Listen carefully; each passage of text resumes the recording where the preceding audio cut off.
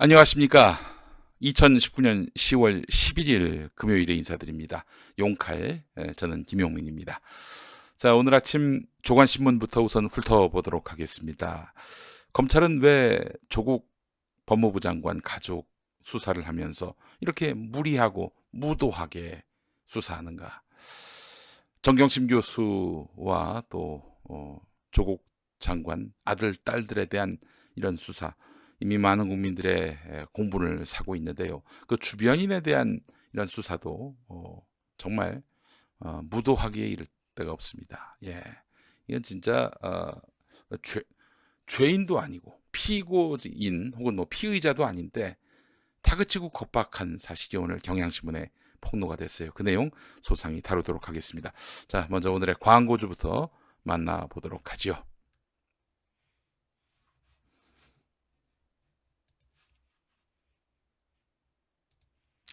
자, 먼저 만나볼 광고주는 알아두면 잘난 척하기 딱 좋은 교양 시리즈입니다. 네, 알아두면 잘난 척하기 딱 좋은 교양 시리즈의 또 하나의 신간, 고대 그리스 로마 신화와 성경이 알려주는 신비하고 놀라운 신화와 성경에서 유래한 영어 표현 사전이 출간됐습니다. 정확하게는 신화와 성서에서 유래한 영어 표현 사전입니다. 네, 타이타닉, 샹젤리제, 목류병, 네, 그리고 나이키, 헤로인, 빛과 소금, 길 잃은 어린 양, 오게티 같은, 네, 읽다 보면은 그리스 로마 신화의 알파와 오메가를 꿰뚫게 되면 물론이고 성경에서 유래한 많은 표현에서 그 어원이 어떻게 변화해서 실생활에 적용되는지 알게 해주는 교양 도서입니다. 네. 이 잘난 척하기 딱 좋은 시리즈의 장점은 어느 쪽을 펼쳐서 읽든 상식이 쏙쏙 들어온다는 점입니다. 앞부분만 읽다가 배고자 하는 용도로 쓰이는 그런 책과는 차원이 달라요. 네. 거실 테이블에 던져놓고 가족 누구라도 아무 곳이나 펼쳐서 하루 한 꼭지만 읽어도 어떤 자리에서든 대화를 이끌어 가기에 충분한 좋은 책입니다. 알아두면 잘난 척하기 딱 좋은 시리즈로 당신의 잘난 척을 완성해 보시기 바랍니다. 잘난 척 시리즈 앞으로도 계속 이어집니다. 성서와 신화에서 유래한 영어 표현 사전. 네, 책 제목은 다시 신화와 성서에서 유래한 영어 표현 사전. 김용민닷컴에서도 곧 만나실 수 있습니다. 여러분 많은 사랑 바라겠습니다. 화장실에 갖다 놔도 돼요. 네, 화장실 똥 싸면서 한두 페이지 읽어도 정말 양식이 될 수 있는, 지식의 양식이 될 수 있는 아주 좋은 책입니다. 신화와 성서에서 유래한 영어 표현 사전, 많은 사랑 바라겠습니다. 자, 오늘 좀 제가 바쁩니다. 그래서 뉴스 신속하게 소개를 해드리도록 하겠습니다.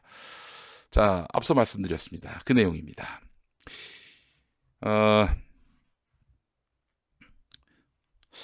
검찰이 요즘 많이 쫓기는 것 같아요. 예, 무리수에 무리수를 두고 있는 상황이어서 상당히 좀 이채롭습니다. 저희가 봐도 너무 지금 뭔가 쫓기는 듯한 행태를 보이고 있어요. 그래서 무리수에 무리수를 더하고 있는데요. 자, 이 사례를 한번 보시죠. 유엔 인권정책센터에서 2013년 3월에서 2017년 8월에 근무했던 활동가 한 분이 있었습니다.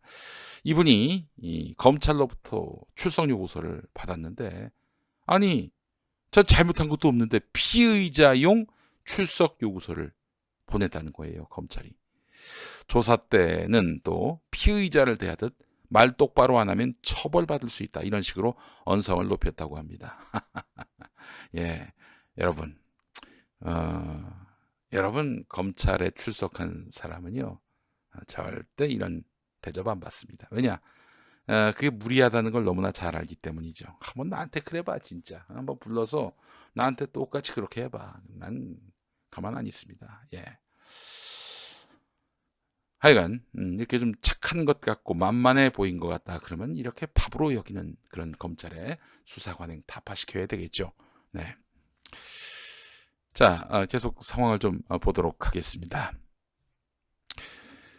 지난달 25일 이 유엔 인권정책센터 활동가는 조국 장관 가족 의혹을 수사하는 서울중앙지검 특수 2부 소속 수사관의 전화를 받았습니다. 지난달 25일이면 9월 25일. 그러면 윤석열 검찰총장 때고 지난달 25일이면 이 서초동 촛불 3일 전이네요. 최근의 일이에요. 최근의 일. 이 유엔 인권정책센터의 활동가는 내가 일하던 시기에 조국 장관의 딸의 유엔 인턴십 증명서가 발급됐을 뿐 실제로 조국 장관 딸의 인턴십 활동은 훨씬 이전이라서 자세히 모른다라고 했는데 출석 요구서가 날아왔어요. 그 이틀 뒤에 출석 요구서를 보니까 쥐하에 대한 미상 피의 사건 관해 문의할 일이 있으니 출석해 주시기 바랍니다. 정당한 이유 없이 응하지 않으면 형사소송법에 따라서 체포될 수 있습니다. 라는 내용이 적혀 있었습니다. 겁이 난 이 활동가는 아무래도 검찰에 전화를 했겠죠. 전화번호를 적어줘요. 그래서 그 전화로 전화를 하니까 수사관이 피의자가 아닌 참고인 신분이다 이렇게 얘기를 했어요. 그러니까 잘못 보낸 거라는 얘기인데 그런데 그래서 이제 마음 편하게 생각하고 나갔는데 그 조국 딸을 본 적도 없고 아는 바도 없지만 조사받으러 안 가면 정말 피의자 신분으로 소환될까봐 걱정이 돼서 조사에 응했는데 조사 분위기가 강압적이었다고 했어요. 아니 사실 도움을 구하는 거 아닙니까? 이 참고인이라고 하면은 수사에 도움을 구하는 건데 피의자가 아닌데 불려간다고 다 피의자예요? 근데 조사 분위기가 강압적이었다고 합니다. 조사 기록을 보고서 조서를 보고서 정정해 달라고 요구했는데 수사관이 거부를 했다고 합니다. 어이 씨발 이거 거부한 게 어딨어. 말도 안 되는 거지. 응? 변호인이 조사 1시간 만에 더 이상 조사를 못 받겠다고 한 뒤 검찰을 나왔는데 이 활동가는 수사관이 뭔가 숨기는 것 같다. 제가 보기에는 이게 잘못됐다라면서 정해진 결론으로 못나는 느낌을 받았다. 이렇게 얘기했다고 합니다. 이거 뭐 정말 뭐 이따위들이 다 있습니까? 뭐 이따위들이 다 있어요. 이에 대해서 검찰 관계자는 행정착오로 출석 요구서를 잘못 보내서 참고인께 설명했다. 조사 과정에서 문답 방식에 약간 의견 차이가 있었지만 고압적으로 조사하지 않았다. 야, 니들 기준에 맞춰야 되냐?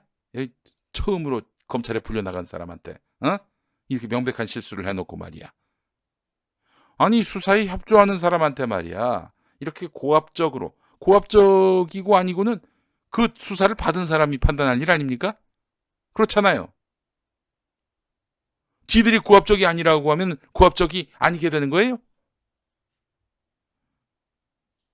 이딴 식입니다, 항상.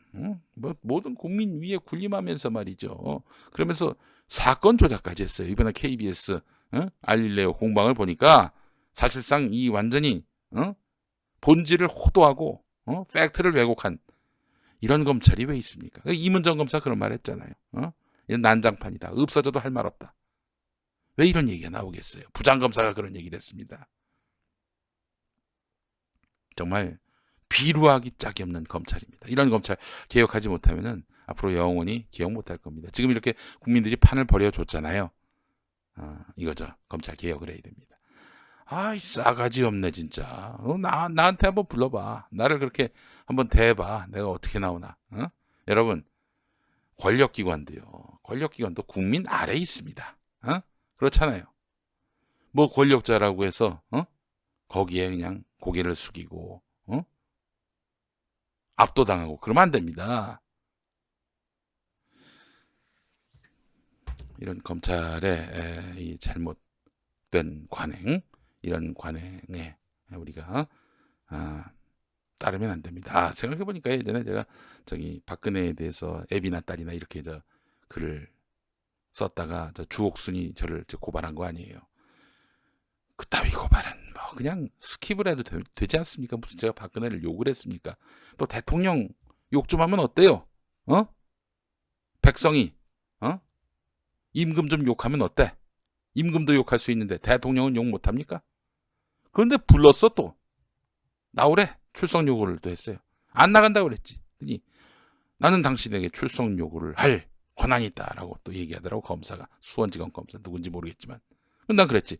나는 당신의 출석을 요구할 수 있는 권한을 거부할 권한이 있다. 이렇게 끊어버렸어요. 그 뒤로 연락이 없더라고. 예. 뭐 5차례인가 6차례 이 검찰청 저 검찰청 갔다가 결국 뭐 증거 없음으로 끝난 것 같아요. 예? 무혐의로 끝났어요. 여러분 세게 나오면 검찰도 고개 숙입니다. 정말 한 칼이 있고 원리 원칙대로 하는 검사면요 정중해요. 예의 바릅니다. 그러나 싸가지 없이 나온다. 이 새끼 그 기본적으로 아무것도 건수를 갖고 있지 않다라고 보시면 됩니다. 응? 그러니까 검찰이나 경찰이나 뭐 특별히 죄 지은 게 없는 사람들은 절대로 거기에 기가 죽거나 그럴 필요가 없어요. 뭐 사실 뭐 검찰청이나 경찰청에서 연락 오면 벌벌벌 떨죠. 그러지 마세요. 다 국민 주권 아래에 있는 자들입니다. 우리가 세금 안 내면 걔네들 저 월급 어떻게 받아요? 그죠? 빨리 해야 되는데 말이 길어졌습니다. 자, 얼마 전에 이제 그 조국 장관의 동생 조권 씨라고 하더라고요. 이 조권 씨 동생에 대해서 구속영장이 기각됐습니다. 사실은 구속 전 피의자 신문을 거부했어요. 거부했다는 표현도 맞고 영장실질심사를 포기했다. 사실은 영장실질심사에 나가서 자신이 말하자면은 구속될 사안이 아니다라고 호소할 수도 있었는데 그걸 스스로 이제 뭐 포기한 거죠. 자, 그럼에도 불구하고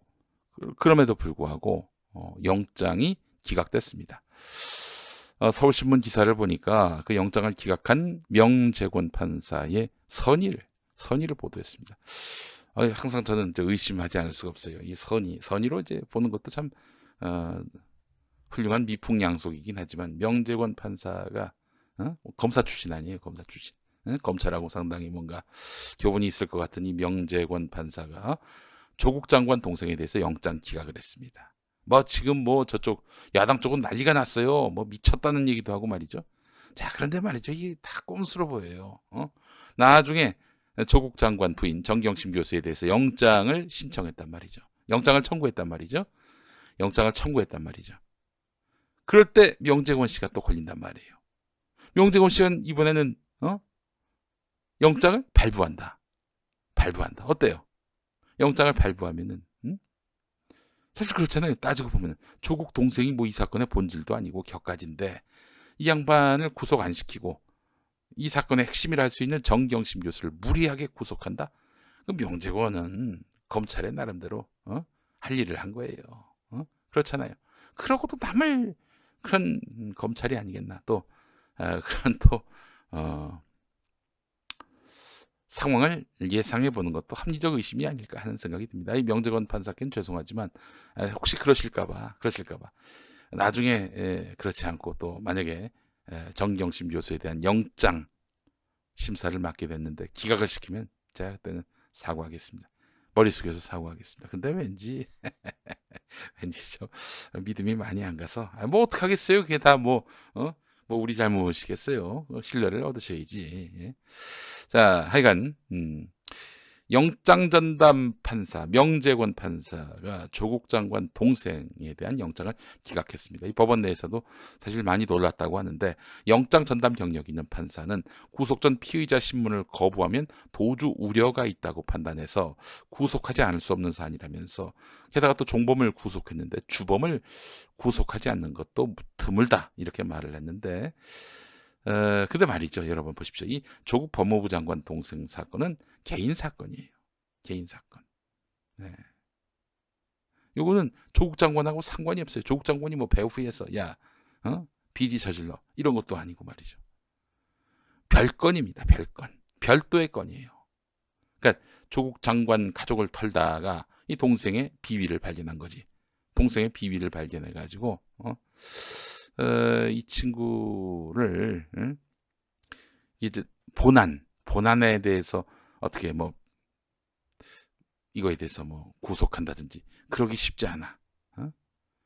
그래서 이제 다른 건으로 하다 보니까 별건으로 해가지고 수사를 했는데 어쨌든 뭐 국민들이 뭐 디테일에 관심이 있겠느냐? 국민들이 디테일에 관심이 있겠느냐? 어쨌든 조국 장관 동생을 감옥에 집어넣었다 하면은 조국 장관에 대해서 스크래치를 낼 수 있는 거 아니에요. 그래서 수단 방법을 가리지 않고 자잘한 건 엮어가지고 구속을 시키려고 했는데 기각이 됐어요. 이에 대해서 명재건 판사의 기각 판정에 대해 굉장히 선의로 해석하고자 하는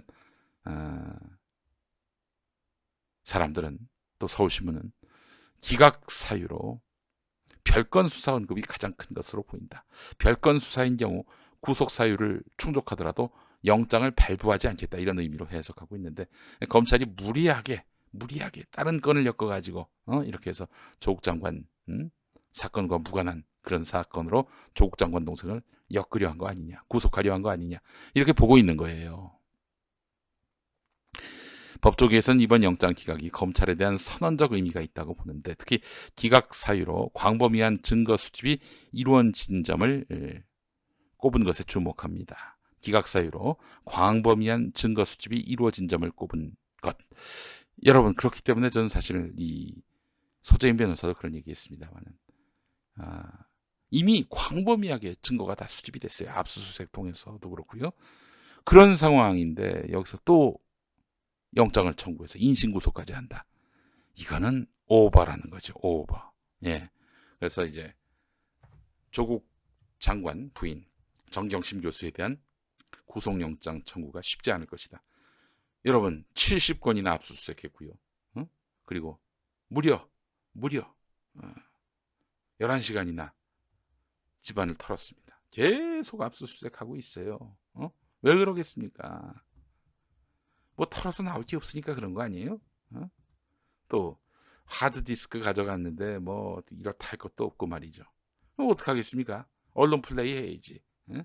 조국 장관과 그의 부인 정경심 교수에 대해서 악의적인 그런 피의사실 공표, 지들이 책임질 수 없는, 또 지들이 출처라고 밝히지 못하게 하고 나온 보도, 이 보도에 대해서 결국에는 국민이 이 보도를 보고 조국 장관 부부를 나쁜 사람으로 보겠지, 이런 심산으로 흘린 게 너무나 확실해 보입니다. 자, 근데 이제 이렇게 광범위한 증거 수집이 이루어졌단 말이에요. 그렇다면 정경심 교수 구속하기 쉽지 않죠. 정경심 교수에 대해서 구속하지 않는다? 무슨 일이 벌어지겠습니까? 아니, 검찰이 그러면 이 난리를 피우면서 도대체 뭘 했느냐? 또 뭐 불구속 기소하더라도 재판 가서 뭐 이렇다 그 뭐 무슨 유죄 판결을 받거나 뭐 엄청난 형량을 받거나 그래 보이지도 않아요. 뭐겠어요? 의도가 있는 거지, 의도. 조국 장관을 내치려고 하는. 예, 여러분, 지금 이 이해할 수 없는 이런 카오스적인 상황들, 이 상황들은요, 검찰 개혁을 피하고 싶어서 검찰 개혁의 전도사라 다름없는 조국 장관을 날리려 한다. 이 전제로 보면은 이해가 못 될 게 없어요. 다 이해가 됩니다. 다 이해가 돼요. 예.